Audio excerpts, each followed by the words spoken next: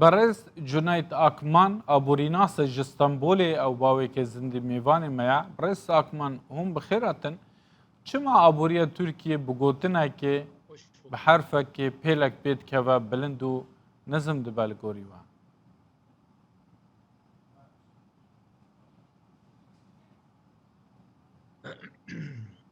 Valla Türkiye ekonomisinin pek çok zorlukları var. gelek zehmetên di aboriya Tirkiyeyê de hene yek ji wan jî enflasyona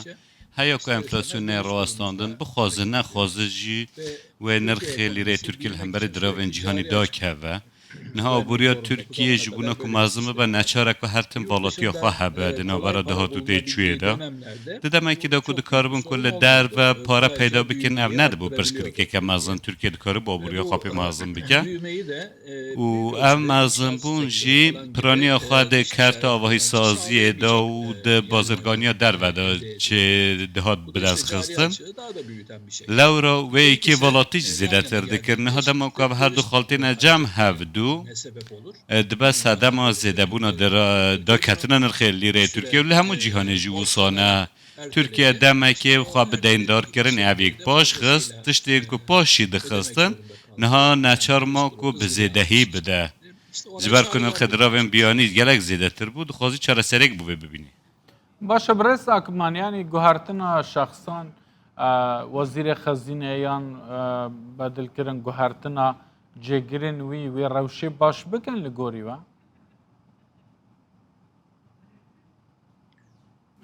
Bu söylediğim şeyler yapısal demeyeyim ama ev tiştên ku ez dibêjim ne bingehîn lê pirpirsgirêkên ku di aboriya Tirkiye re demeke dirêje hene. Pîşesaziya Tirkiye nekariye ku sûdeke mezin bigihîne û her wiha hinardekirina teknolojiya pêşkeftê nîne û ji ber sedemên bi vî rengî balansa hinarde û hawirdayê jî bi rêkûpêkî nayê çêkirin û bi vî awayî jî welatiyeke mezin ya diravan çêdibe û pirsgirêkên wiha derdikevin. Niha welatiya diravan li bin navê mezinbûna zû de zêdetir dibin. Tu yek ji van sedeman peywendiya xwe bi filan wezîr û yan wezîreke dinyan jî divan demên dawiyê de tiştek derketiye dibêjin ku kul çavê me binêre wezîrê darayiyê nû dibêjî ku dibêjî dema ku besa modelê nû ya aboriyê dike û dibêjî li çavên me binêrin ku ev tiştên ku hem dibêjin peywendiya xwe bi rengê çavê kesê ve nînin. Peywendiya xwe li gel wezîran wiha ye.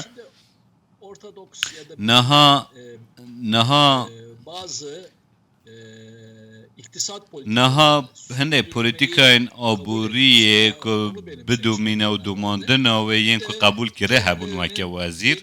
Her wiha hindek wezîr jî hebûn ku dixwastin hindek dahênanên nû bikin û digotin ku em dikarin duwarê abû de pêşhatên nû bi dest xwe bixin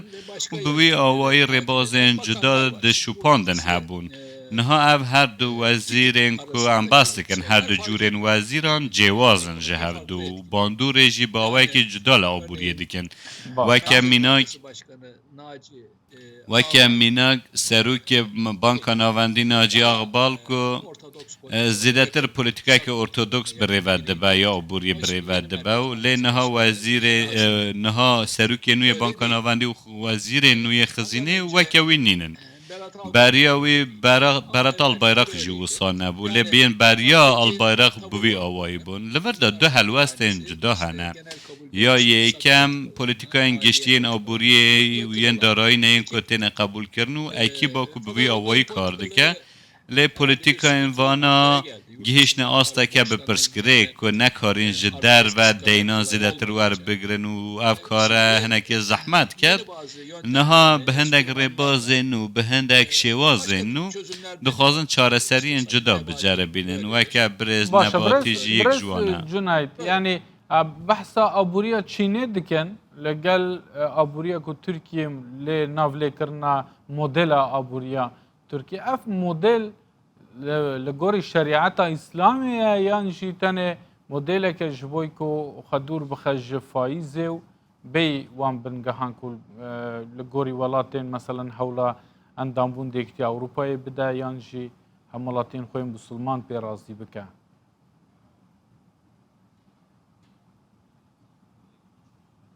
Bana göre ikisi de değil.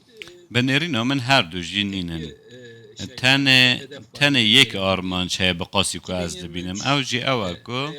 ده سال 2023 آندا یا انجی ده داوی از سال 2022 آندا به هر شوازه که چه ده دم خدا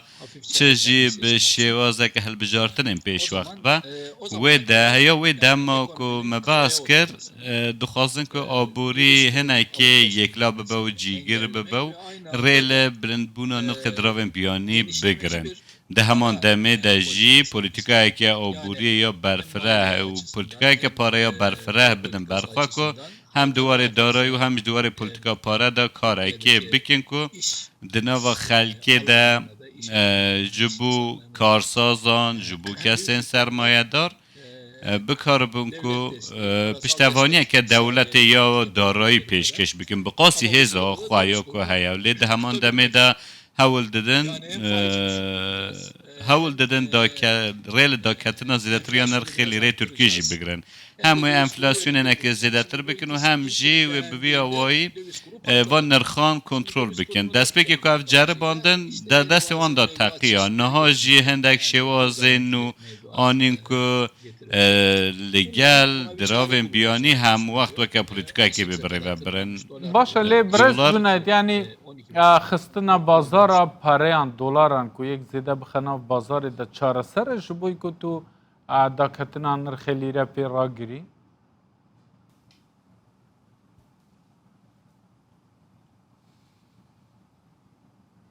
Şimdi iki şey yapılmaya çalışılıyor. Naha dixwazin du tiştan bikin. Ya yekem